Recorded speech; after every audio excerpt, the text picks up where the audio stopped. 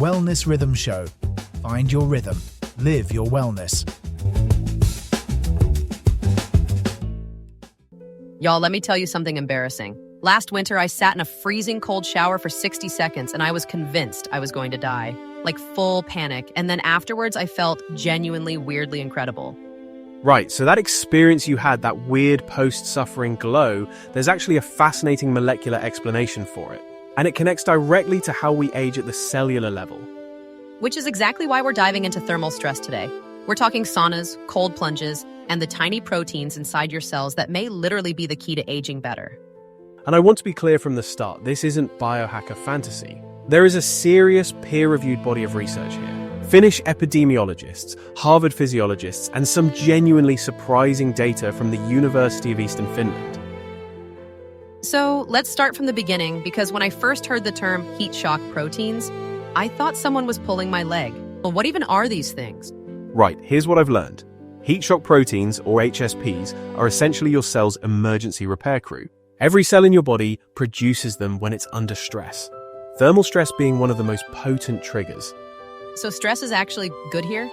In controlled doses, yes, the technical term is hormesis. Small, manageable stressors that prompt the body to adapt and come back stronger. Okay, hormesis. I want to define that properly because it sounds like a Harry Potter spell. Ha, fair. Hormesis is the biological principle that a low dose of a stressor, heat, cold, exercise, even certain plant compounds, produces a beneficial adaptive response. Too much kills you. Too little does nothing. The sweet spot is where the magic happens. And as we age, our bodies naturally produce fewer of these heat shock proteins?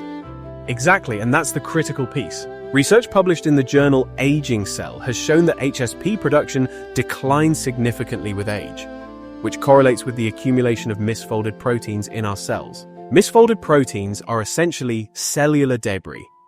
They're linked to neurodegenerative diseases, muscle loss, and accelerated aging. So we're walking around with increasingly junky cells, and deliberately getting hot or cold is one way to take out the cellular trash? That is honestly a more accurate summary than most I've heard. Here's the thing though, when I tell my mother-in-law to sit in a sauna for longevity, she looks at me like I've lost my mind. So let's talk about the actual evidence here. Let's dig deeper into the research.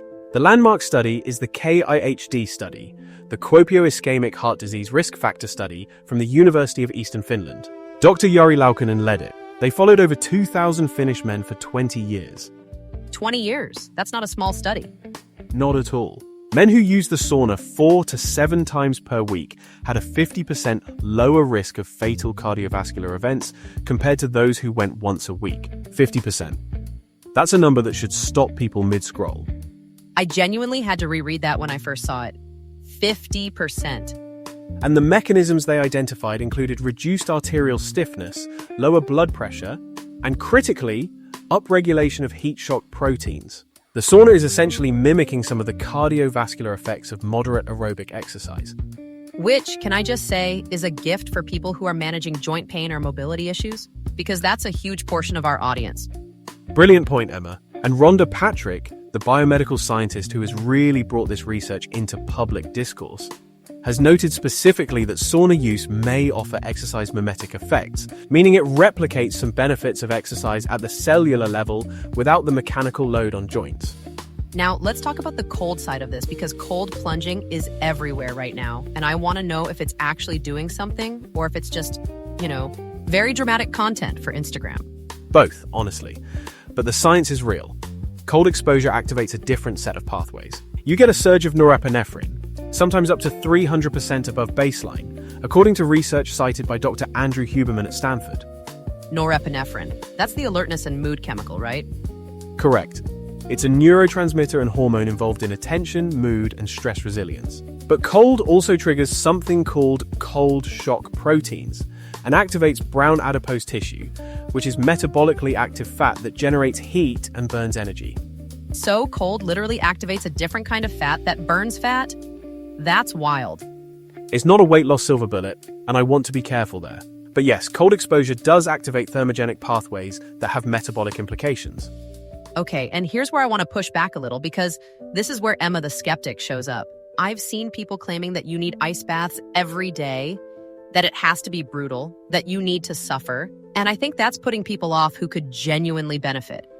Right? And I think the evidence actually supports your pushback. A paper in the International Journal of Circumpolar Health and separately work from the Thrombosis Research Institute in London suggests that even modest cold water exposure, think cool showers of 30 to 60 seconds, can produce measurable physiological responses.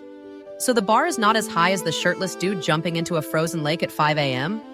Definitely not. Though I'll admit I briefly considered that this winter and then immediately thought better of it. And can we talk about combining heat and cold? Because I've heard of contrast therapy, and I want to know if that's a real thing or just a spa marketing tactic. It's a real thing with actual physiology behind it. Alternating between heat and cold creates what researchers call vascular gymnastics. Your blood vessels dilate with heat and constrict with cold, training vascular responsiveness over time. Vascular gymnastics, I'm using that phrase forever. The Finnish tradition of sauna followed by cold water or snow has been practiced for centuries. And contemporary research, including work from Dr. Charles Raisin at the University of Wisconsin, suggests contrast therapy has promising implications for mood regulation and inflammation reduction.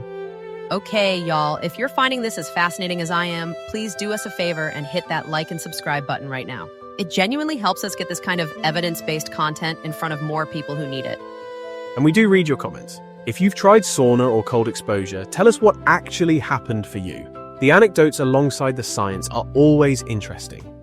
Now let's get practical, because I know someone listening right now is thinking, I don't have a sauna, I don't live near a cold lake. What does accessible thermal stress actually look like? This is where I think the conversation gets really useful. Gyms with saunas are increasingly common. Many YMCAs have them. Even a hot bath at around 40 degrees Celsius, which is about 104 Fahrenheit, held for 15 to 20 minutes, has been shown in research from Loughborough University to produce physiological responses similar to mild sauna use. I literally have a bathtub. This is doable. Exactly. And on the cold side, contrast showers cost you nothing. End your normal shower with 60 to 90 seconds of the coldest water your tap produces. That's an entry point almost anyone can access. Now, I do want to address the elephant in the room. Are there people who should not be doing this? Absolutely, and this is important. People with cardiovascular conditions, hypertension, or who are pregnant should consult their physician before any deliberate thermal stress practice. Saunas cause real cardiovascular strain. Cold plunging causes real cardiovascular strain. The research shows benefit for healthy adults, but individual variation is enormous. This is wellness guidance, not medical advice. And honestly, starting slow is just common sense. I did not begin with 60-second cold showers. I began with 5 seconds and worked up. Very unglamorous, very effective. The tortoise consistently beats the hare in most longevity research, funnily enough. Here's the thing, though. What I find most compelling about all of this is that it's actually ancient. Humans have been using thermal stress deliberately. Saunas, hammams, hot springs, cold rivers, for thousands of years across completely different cultures. The science is explaining something we intuitively did before we had the language for it. That's well said. And Dr. Mark Tarnopolsky at McMaster University, who studies aging and mitochondrial health, has noted that heat shock proteins are among the most evolutionarily conserved mechanisms we have. They exist in virtually every organism on Earth. This is not a new discovery, it's a rediscovery. Okay, so if you're taking one thing from today, here it is. Your cells have a built-in repair system, and deliberate, controlled temperature exposure, whether that's a sauna session, a cool bath, or just ending your shower cold, can help activate it. And this matters more, not less, as we get older. Right? The single most practical starting point is the contrast shower. Cold water at the end of your existing shower. 60 seconds. Do it 3 times this week and see what you notice. And if you have access to a sauna, even occasionally, 4 or more sessions per week is where the big cardiovascular data lives. But any frequency beats 0. Start where you are. The evidence is genuinely compelling. Not perfect, not a cure for anything, but compelling enough to take seriously, which is about as enthusiastic as I get. That from David Park is a glowing endorsement, y'all. Thank you so much for spending this time with us on the Wellness Rhythm Show. Subscribe if you haven't, share this with someone who'd find it useful, and we'll see you in the next one. Stay warm or cold. Apparently both are beneficial. This show is part of the VoxCrea.AI system. If you want a show like this for your organization without building it yourself, go to VoxCrea.AI and request a sample episode.